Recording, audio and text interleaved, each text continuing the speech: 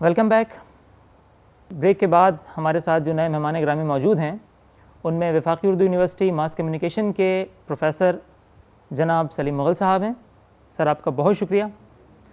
और उनके साथ तशरीफ़ फरमा हैं नौजवान नस्ल के उभरते हुए नातख़्वां इंजीनियर जनाब नुमान शाह साहब। आपके भी आमद का बहुत शुक्रिया। सर, बात का आगाज़ मैं यहाँ से करना चाहूँगा कि पाकिस्तान को अल्हम्दुलिल्लाह 65 साल गुजर चुके हैं। पाकिस्तान मुकम्मल अपनी तारीख़ कर चुका है 65 साल। इस तनाजुर में आप क्या देखते हैं? आज की हमारी जो नौजवान नस्ल है वो नज़र पाकिस्तान से बहुत दूर जा चुकी है। आप क्या कहते हैं कि वो क्या अमल हो सकता है कि जिसके ज़रिए से हम अपनी नौजवान नस्ल को नज़र पाकिस्तान से जोड़ सकें? पहले तो मेरा ख्याल है आप तस्हीह कर लें अपनी कि सिर्फ नौजवान नस्ल को मतून ना करें। हमारी जो एक मैच्योर नस्ल इस वक्त एग्जिस्ट करती है वो भी नज़रिया पाकिस्तान को भूल चुकी है। और मेरा ख्याल है नौजवानों से पहले हमारी असम्बलियों में बैठे हुए अरकान को नज़रिया पाकिस्तान बताने की ज़रूरत है। उन्हें बताने की ज़रूरत है कि ये पाकिस्तान, ये मुल्क अल्लाह के नाम पर बना था। और उनको ये बताने की ज़रूरत है कि इसकी खातिर लाखों लोगों ने हिजरत की थी। और उनको ये बताने की ज़रूरत है इसके पीछे लाखों शहदा की लाजवाल कुर्बानियाँ इसार मौजूद है। लोगों ने अपने घर छोड़े, अपने इलाके छोड़े, हिजरतें की, उजड़ गए, क्या कुछ नहीं हुआ। और फिर उन्हें ये बताने की ज़रूरत है कि जब ये पाकिस्तान बन रहा था तो नारा लगाया गया था पाकिस्तान का मतलब क्या, ला इलाहा इल्लल्लाह। और ये बताने की ज़रूरत है कि ये पहला मुल्क था इस पूरी ग्लोब पे कि जो एक नज़रिए के नाम पर और इस्लाम के नाम पर और अल्लाह के नाम पर बना था। और कायदे आज़म की तकारीर इसकी गवाह हैं, मुस्लिम लीगी रहनुमाओं की तकारीर इसकी गवाह हैं कि जब पाकिस्तान बना था तो इसके लिए यही बात कही जाती थी कि हम एक अलहदा ऐसा ख़ित्ता ज़मीन लेना चाहते हैं जिसको हम इस्लाम की लेबॉर्ट्री बनाएंगे, इस्लामी तजर्बात करेंगे, उसको इस्लामी रियासत बनाएंगे। तो ये सारी बातें उनको बताने की ज़रूरत है। लेकिन आपने चूँकि सवाल नौजवानों के हवाले से किया है तो मैं आपसे ये ज़रूर कहूँगा कि नौजवानों का कोई कसूर नहीं है, इसमें कोई शक नहीं कि एक बहुत बड़ी तादाद नौजवानों की ट्रैक से हटती हुई महसूस हो रही है। उनके नज़दीक अब नज़रिया एक फरसुदा सी चीज़ है ना। उनके नज़दीक दीन की बहुत सी बातें भी वो मुँह से ना भी कहें तब भी उनको बड़ी वो मौलवियाना सी और बड़ी दखियानूसी सी बातें लगती हैं। लेकिन इसमें उनका क्या कसूर है? हमने उन्हें क्या सिखाया, क्या बताया? हमारे मीडिया ने उनको क्या एजुकेट किया? सच ये है कि मीडिया इस वक्त नौजवानों को टारगेट किए हुए है। वो उनको ज़िंदगी के ऐसे मेयार देना चाहता है, ऐसे सिंबल्स उनकी ज़िंदगियों में दाखिल कर रहा है कि वो सिर्फ उसको अचीव करने की कोशिश करें। और वो म्यूज़िक है, वो गिटार है, वो मखलूत महफ़िलें हैं, वो अपनी अपोजिट सेक्स के साथ आज़ादाना गुफ्तगू है, ठीक है ना जी। और बहुत से ज़िंदगी की जो मसनूई चीज़ें हैं जिस पर मजबूत बुनियादों पे इंसान अपनी जो है ना शख्सियत की तामीर नहीं कर सकता, ना कोई बड़े प्लान कर सकता है, वो नौजवानों को दिए जा रहे हैं। और नौजवान बड़ी तेज़ी से उस तरफ चलता चला जा रहा है। और मैं माज़रत के साथ ये बात कहूँगा कि अगर आप गौर करें तो इस वक्त इस मुल्क का मीडिया नौजवानों के लिए ऐसी इश्तिहारी कैंपेन्स, ऐसे ड्रामे, आजकल बोल्ड ड्रामों के नाम पर ऐसे मौज़ूआत दाखिल किए जा रहे हैं। तो नौजवानों का ट्रैक तो हम खुद बदल रहे हैं, हमें नौजवानों से कोई शिकवा नहीं है। और सच्ची बात यह है, जो आपके सवाल का जवाब देता हूँ मुख्तसरन, कि नौजवानों को अगर तब्दील करना है, उन्हें नज़रिया पाकिस्तान के बारे में बताना है, उनकी ज़िंदगी में कुछ सीरियसनेस लानी है, तो हमारे हुक्मरानों को ठीक होना होगा। अगर घर का सरप्रस्त ठीक नहीं है और हमें घर के बच्चों से शिकायत है वो ऐसा कर रहे हैं, तो ये फिर हमारी ज़्यादती है, उन बच्चों की नहीं, उन नौजवानों की नहीं। सर, आपने बहुत ठीक कहा कि इसके लिए हमें ज़रूरी है सबसे पहले तो ये कि हम असम्बली में बैठे उन लोगों को ठीक करें या उन दरख्तों को ठीक करें कि जिनके सामने वो पौधे परवान चढ़ रहे हैं, जिनको मुल्क की आइंदा बागडोर संभालनी है।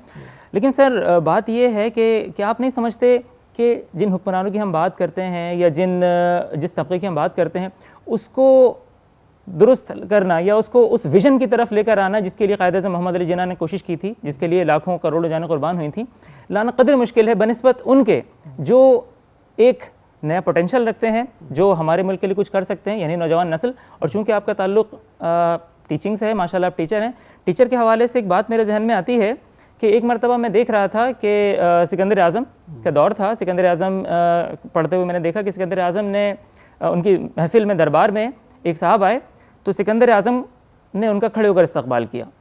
तो बाकी तमाम दरबारियों ने उनको देखा और हैरान हुए कि आपने मतलब एक अपने एक दरबारी का इतना इतना इस शिद्दत से एहतराम किया, इस अक़ीदत से एहतराम किया, तो उनको अपने बराबर में बिठाया। और उसके बाद उनके जाने के बाद सिकंदर आज़म ने अपने दरबारियों से कहा, कहने लगे ये मेरे उस्ताद मोहतरम थे। तो पूछा तो फिर भी ये है कि इतना एहतराम तो हमने नहीं देखा कि आपने अपने वालिद मोहतरम को भी इतना इस कदर एहतराम दिया हो। तो सिकंदर आज़म ने बड़ी खूबसूरत बात कही। नाज़रीन, सिकंदर आज़म ने कहा कि बाप वो बुजुर्गवार हस्ती है जो मुझे आसमान से ज़मीन पर लाए, लेकिन उस्ताद वो बुजुर्गवार हस्ती है जो मुझे ज़मीन से आसमान पर ले गए। तो आपका ताल्लुक़ तो उस शोबे से है। आप नहीं समझते कि ठीक है, मीडिया की आपने बात की, मीडिया हमारे नौजवान को एक ऐसी सिमत में लेकर जा रहा है जो कतई हमारी सिमत नहीं है, लेकिन क्या आप नहीं समझते कि ऐसे ही मामले में, ऐसे ही वक्त में आप असातिज़ा की ज़रूरत है कि वो हमारे नौजवान नस्ल को वो विज़न दें कि जिसके लिए हमारा पाकिस्तान कायम अमल में आया था? देखिए, बात आपकी ठीक है, लेकिन यहाँ मैं एक वजाहत करूँगा। नौजवानों को उमूमन 3 जगह ऐसी मिलती हैं उनकी ज़िंदगी में जो उनकी सोच को डेवलप करती हैं, उनकी किरदार साजी करती हैं, उनको नॉलेज और विजन देती हैं और उन्हें एक राइट ट्रैक पे रखती हैं। पहली जगह उसका घर है, उसके माँ बाप हैं, घर का माहौल है।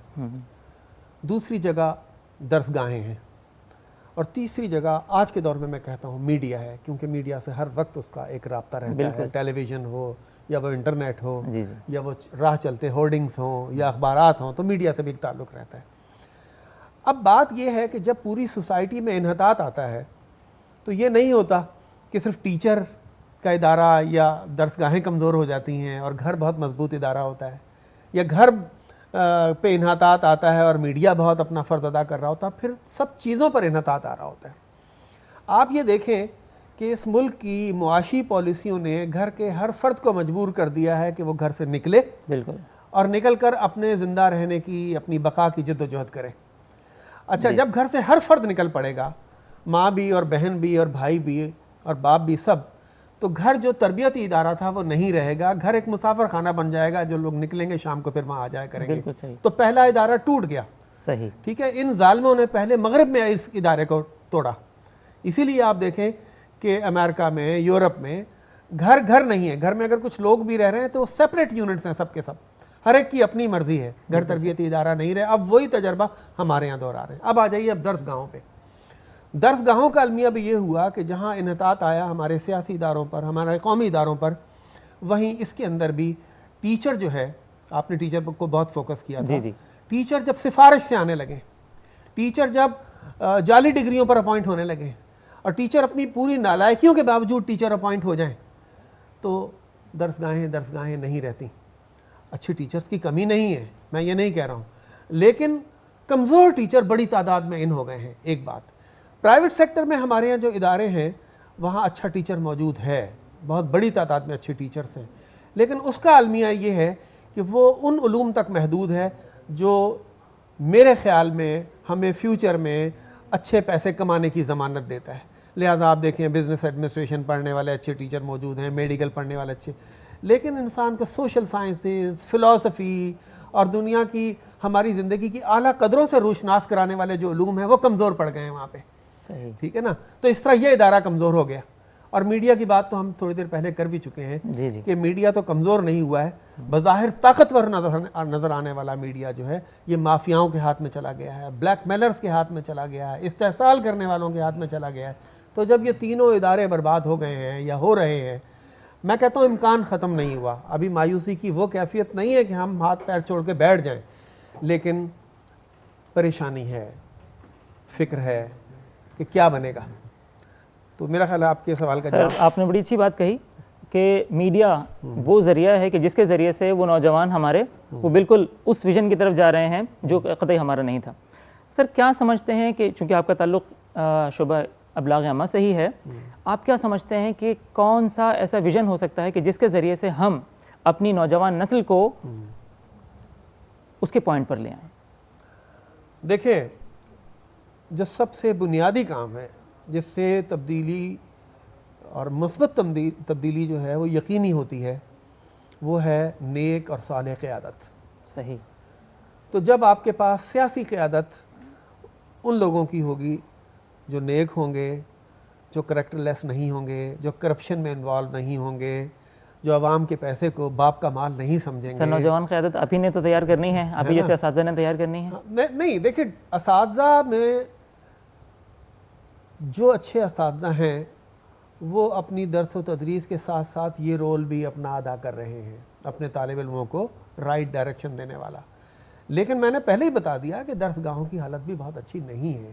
सही, ये रोल भी कमज़ोर हुआ है टीचर का। बिल्कुल ठीक है ना जी।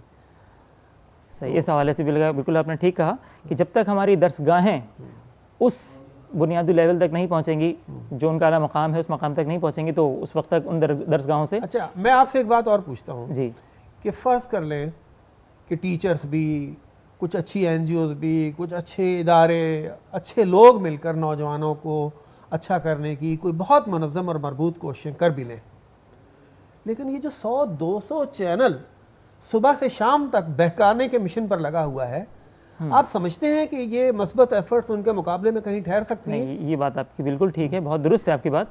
और तो यहीं से फिर मैं अपना एक सवाल आपसे करूंगा कि फिर आप क्या समझते हैं कि हमारा मीडिया जो हमारे नौजवान पर बहुत बड़ा असर डालता है, कैसे हम उस मीडिया को जो 100-200 चैनल आपने बताए कहे, उनको कैसे हम ऐसे आकाओं से ले सकते हैं, कैसे उन नौजवानों के हाथ में दे सकते हैं कि वो बाकायदा इसे असासे पाकिस्तान के लिए इस्तेमाल करें? देखिए, आपको मेरी बात शायद अजीब लगेगी कि मैं हर सवाल के जवाब में एक ही बात करता हूँ।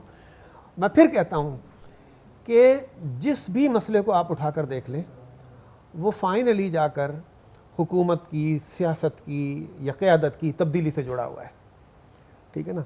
जो भी पॉजिटिव चेंज, बड़ी चेंज आएगी, पॉजिटिव चेंज, बड़ी चेंज आएगी, वो ऊपर से आएगी। अब मैं एक टीचर हूँ, मैं उस हवाले से एक मिसाल देता हूँ कि पाकिस्तान में सरकारी स्कूलों का नेटवर्क बर्बाद हो गया। जी बिल्कुल। ठीक है ना। आप, मैं, हम अपने बच्चों को, बहन भाइयों, किसी को वहाँ पढ़ाना पसंद नहीं करते, बर्बाद हो गया। अच्छा, अब कई इदारे उतर आए कि वो स्कूलों को अच्छा करें,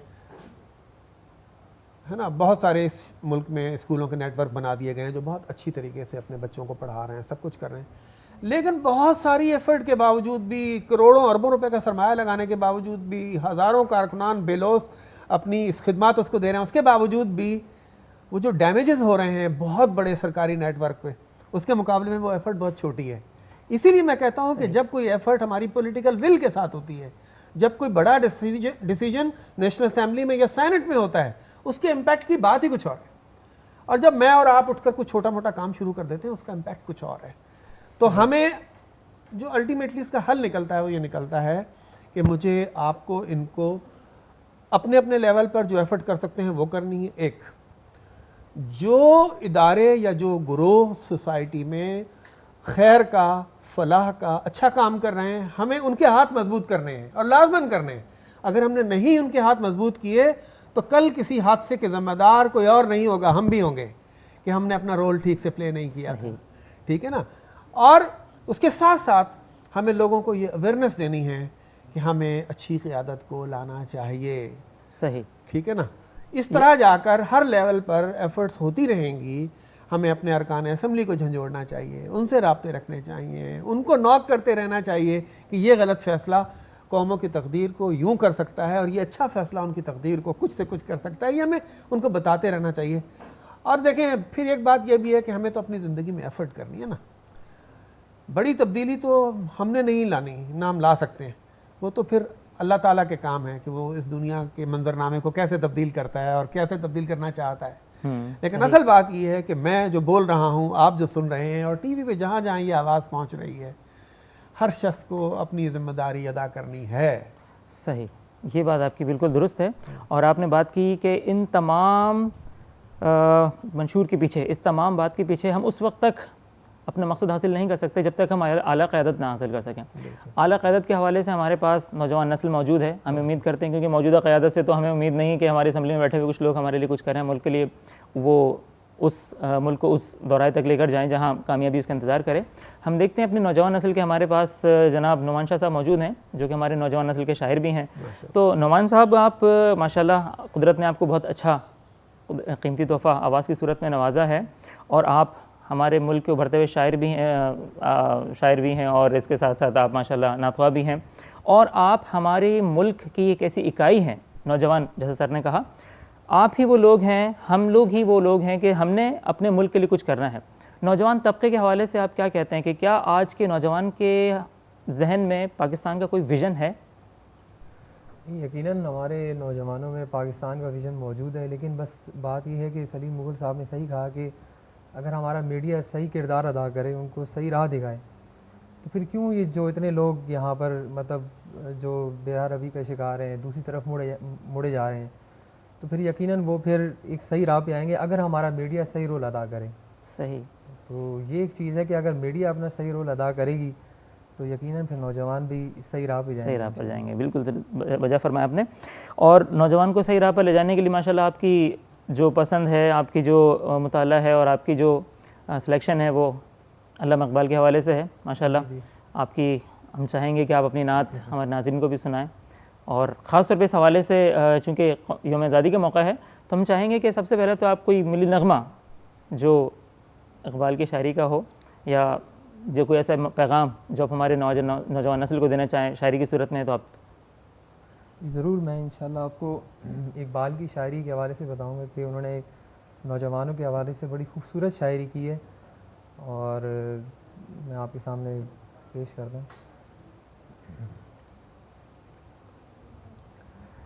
कभी ए नौजवान मुस्लिम तदब्बुर भी किया तूने, वो क्या गर्दूं था तू जिसका है एक टूटा हुआ तारा, तुझे उस कौम ने पाला है आगोशे मोहब्बत में, कुचल डाला था जिसने पाँव में ताजे सरेदारा, तमद्दुन आपरी खल्लाक आईने जहादारी, वो सहराए अरब यानी शुतरबानों का गहवारा, वो सहराए अरब यानी शुतरबानों का गहवारा।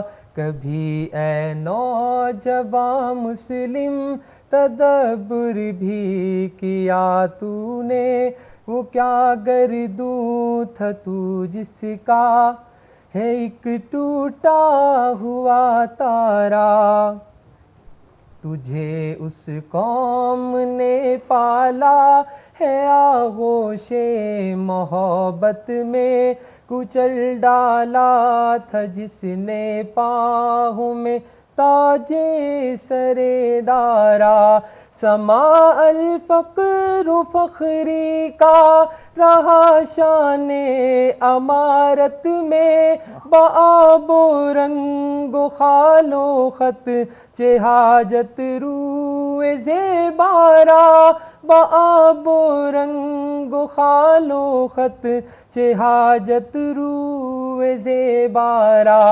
गदाई में भी वो अल्लाह हवाले थे गयूर इतने, कि मुनअम को गदा के डर से बख्शिश का न था यारा, कि मुनअम को गदा के डर से बख्शिश का न था यारा। कभी ए नौजवान मुस्लिम तदब्बुर। वेरी गुड, बहुत ज़बरदस्त, बहुत ज़बरदस्त। मैं मतलब इनको सच कहता हूँ कि इनका इंतखाब, फिर इनकी आवाज़, फिर इनका इन्वॉल्वमेंट, तीनों चीज़ें माशाल्लाह बहुत अच्छी थी। मुझे बड़ी खुशी हुई, और मुझे इकबाल का वो एक और शेर याद आ रहा था इनके कलाम के दौरान। वैसे तो इकबाल का मुखातिब है ही जवान, जी है ना जी, वो जो शाहीन कहते हैं तो वो नौजवानों और जवानों ही को कहते हैं, बिल्कुल। तो कभी है, ये तो इन्होंने सुना दी, कभी है नौजवान। लेकिन वो एक और मुझे शेर याद आ रहा था, जवानों को मेरी आहे सहर दे, फिर इन शाहीन बच्चों को बालों पर दे, और इलाही आरज़ू मेरी यही है, मेरा नूर बसीरत आम कर दे, है ना। तो इकबाल आप सोच सकते हैं कि इतना बड़ा विजनरी, इतना बड़ा शायर भी अपनी पूरी शायरी में अगर किसी एक को मुसलसल मुखातिब करता हुआ चला है तो वो नौजवान है, और नौजवानों को बिगाड़ने वाली ताकतें भी जो है वो अगर फोकस करके चल रही हैं तो नौजवानों को फोकस करके चल रही हैं, तो सारा पोटेंशियल तो सबका हदफ नौजवान ही है। बिल्कुल सही। सर, आपका ताल्लुक चूँकि मास कम्युनिकेशन के शोबे से है जी, तो आप क्या समझते हैं कि आज़ादी सहाफ़त से पाकिस्तान को नुकसान हुआ है या कि इसके फ़वाइद हम तक पहुँचे? देखें, मैं आपको एक मिसाल देता हूँ कि आप अपने घर में अगर एक बच्चा छुरी से काम करने का अहल नहीं है, उसकी उम्र नहीं है या उसने कभी काम किया नहीं, तो उसके हाथ में खुली छुरी नहीं पकड़ा देते कि जाओ इससे आलू छील लो या इससे फल काट लो, नहीं करते ना। सही। आपको पता है कि हाथ काट लेगा। बिल्कुल। हम इस अहल नहीं थे कि हम प्रिंट मीडिया को भी ठीक से चला सकते। हमने इनके हाथ में इलेक्ट्रॉनिक मीडिया दे दिया है और इन्हें आज़ादी नहीं दी, इन्हें बेलगामी दे दी, ठीक है ना। अब उसका नतीजा ये है कि हर चैनल अपने ज़िंदा रहने के लिए सारी तवानाइयाँ लगा रहा है रेटिंग पर, कि मैं रेटिंग में सबसे ऊपर आ जाऊँ, रेटिंग में सबसे ऊपर आ जाऊँ। अब इस रेटिंग पे ऊपर रहने के लिए मुझे कपड़े उतारने पड़े, मुझे लग़्व बातें करनी पड़े, मुझे फसाद पैदा करना पड़े, मुझे बैठे हुए मेहमानों को मुर्गों की तरह लड़ाना पड़े, कुछ भी करना पड़े, लेकिन मैं रेटिंग में ऊपर रहूं, क्योंकि मैं रेटिंग में ऊपर रहूंगा तो मुझे इश्तिहार मिलेगा और मुझे इश्तिहार मिलेगा तो मैं सर्वाइव करूंगा। तो ये रेटिंग के चक्कर ने बहुत बर्बाद करके रख दिया, एक बात। दूसरी बात यह है कि ये हुकूमतें के सोचने का काम है, ये हमारे जो पेमरा वगैरह जो इदारे इनको मॉनिटर करते हैं उनके सोचने का काम है कि कितने चैनल ऐसे लोगों के पास हैं जो मुआशरे में खैर चाहते हैं और कितने चैनल उन लोगों के हाथों में हैं कि जो बुनियादी तौर पर ब्लैकमेलर हैं और मीडिया के ज़रिए ब्लैकमेल करते हैं इदारों को, अफराद को, और उनका वाहिद मकसद पैसा कमाने के अलावा कुछ और नहीं है। तो जब ऐसे लोग मीडिया की फील्ड में आ जाते हैं तो बाहर बैठी हुई क़ुव्वतें जो इस मुल्क को नुकसान पहुंचाने के दर पे हैं, वो फिर उन्हें इस्तेमाल करती हैं। तो ये पूरी एक चेन है जिसको समझने की ज़रूरत है और ये पूरा एक नेटवर्क है, पूरा एक सिस्टम है जिसको समझने की ज़रूरत है। सही। सर, आपने बात की, बिल्कुल आपने बहुत अच्छी बातें कहीं। आप नहीं समझते कि जहाँ हर चीज़ में मुस्बत और मनफी पहलू होता है, तो आप नहीं समझते कि इसकी आज़ादी या बेलगामी में कहीं मुस्बत पहलू भी है जिससे हमारे नौजवान को फ़ायदा पहुँच रहा हो? बात ये नहीं है, बिल्कुल मैं इससे इनकार नहीं करता हूँ कि टेलीविज़न चैनल्स ने हमें बड़ी अवेयरनेस दी और हमें बताया कि दुनिया का सबसे बड़ा पहलवान भोलू पहलवान नहीं है, कोई और है। पूरा पाकिस्तान यही समझता था। मैं तो मजाक में ये बात कही है, वरना हर शोबे में हमें फ़ौरन परीख पर जो है अमेरिका की गाड़ी उतरती है और अगले सेकंड में हम उसको देख रहे होते हैं। तो मतलब बहुत हाई लेवल की अवेयरनेस हम लोगों को इसने दी।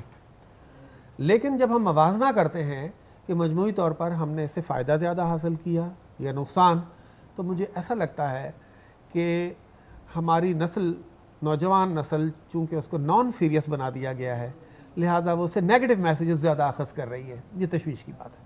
सही।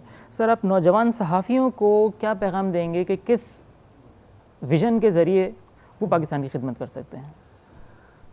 देखिए, मेरा पैगाम देने का कोई मर्तबा नहीं है, मैं पैगाम क्या दूंगा, लेकिन मैं एक रिक्वेस्ट ज़रूर करूंगा कि सहाफ़ी जो है ना, वो कायदे आज़म का एक कौल है जो सहाफ़त के लिए, कि सहाफ़त एक बहुत बड़ी क़ुव्वत है जो फ़ायदा भी पहुंचा सकती है और नुकसान भी, और अगर ये ठीक नहज पर हो तो राय आमा की रहनुमाई भी कर सकती है। तो हमारे सहाफ़ी साथियों को इस बात का ख्याल रखना चाहिए कि वो अपनी तवानाइयाँ इस बात पर सर्फ करें कि मीडिया से अच्छे मैसेजेस मासेस तक जाएं, और वो महज किसी को ओब्लाइज करने के लिए, किसी कॉर्पोरेट सेक्टर के किसी कारोबारी मैसेज को प्रमोट करने के लिए, किसी लिए हुए गिफ्ट और किसी लिए हुए मुआवजे के नतीजे में उसको ओब्लाइज करने के लिए काम ना करें, बल्कि वो ज़िंदगी के आला और अरफा मकासद के लिए काम करें। तो हमारे अगर सहाफ़ी दोस्त एक बड़े विजन के साथ काम करेंगे और अपने जहन में हर वक्त पाकिस्तान को और अपने नज़रिए को ज़िंदा रखेंगे, तो मेरा ख्याल उनसे गलती नहीं होगी। सही, आपने बड़ी अच्छी बात कही। मैं भी ये समझता हूँ कि जब तक हम पाकिस्तान के सहाफ़ियों को, उसके नौजवान तबके को, इनको उस बुनियादी मकसद की तरफ नहीं लेकर आएंगे, उस विज़न की तरफ नहीं लेकर आएंगे जो कि पाकिस्तान की एहसास है, उस वक्त तक हम तब्दीली नहीं ला सकते। और आपने शाहीन की क्या खूब बात कही थी, इकबाल साहब की, उस पर एक बड़ा अच्छा एक शेर जहन में आता है कि नौजवान तबके के लिए है, कहते हैं कि शाहीन कभी परवाज़ से थक कर नहीं गिरता, शाहीन कभी परवाज़ से थक कर नहीं गिरता, पुरदम है अगर तू तो नहीं ख़तरा उफ्ताद। बेशक बेशक। तो हमें उम्मीद है कि हमारे आज के इस प्रोग्राम में और आपकी माशाल्लाह खूबसूरत बातों से हमारी नौजवान नस्ल की खूबसूरत बातों से यकीनन हमारे नौजवानों ने बहुत कुछ सीखा होगा। और हम उम्मीद करते हैं कि अगले साल, आइंदा साल जिस वक्त हम किसी प्रोग्राम में हों या हमारी जगह कुछ नए लोग हों, तो उस वक्त पाकिस्तान में तब्दीली का आगाज़ हो चुका हो और वो सफ़र हो कि जिसके बाद हमें उम्मीद हो, एक मशल हमें नज़र आ रही हो कि उसके बाद हम उस मंजिल तक पहुँच जाएंगे कि जिसके लिए क़ायद-ए-आज़म मोहम्मद अली जिन्ना ने जद्दोजहद की थी, जिसका ख्वाब हज़रत अल्लामा मोहम्मद इकबाल ने देखा था और जिसके लिए हमारी पूरी नौजवान नस्ल ने, उस वक्त की नौजवान नस्ल ने कोशिश की थी। तो हम उम्मीद करते हैं कि इंशाअल्लाह हम बहुत जल्द अपने उस मकाम तक पहुँच जाएंगे। सलीम मुग़ल साहब, आपकी बातों से बहुत कुछ सीखने को मौका मिला। ये समझ में आई बात कि सिर्फ़ असातिज़ा ही हमारी मुल्क की तब्दीली में शामिल नहीं हो सकते, बल्कि इसके लिए हमारे मीडिया को भी बहुत अहम किरदार अदा करना पड़ेगा। और हमारे मीडिया को दुरुस्त किरदार अदा करने के लिए ज़रूरी है कि वो अपने नौजवान नस्ल को अपने हदफ के तौर पर रखे, जैसा उसने अभी भी रखा हुआ है, और वो उस नहज पर उसको लेकर जाए कि जब हम पाकिस्तान के लिए कुछ कर सकें। नौमान शाह बुखारी साहब, आपका भी बहुत शुक्रिया। सलीम मुग़ल साहब, आपका भी बहुत शुक्रिया कि आप दोनों अपने कीमती वक्त में से वक्त निकाल कर हमारे इस प्रोग्राम में तशरीफ़ लाए और नौजवान नस्ल को एक कीमती पैगाम दिया। तो हम उम्मीद करते हैं कि हमारा ये प्रोग्राम आपके लिए उम्मीद की किरण बनता रहेगा।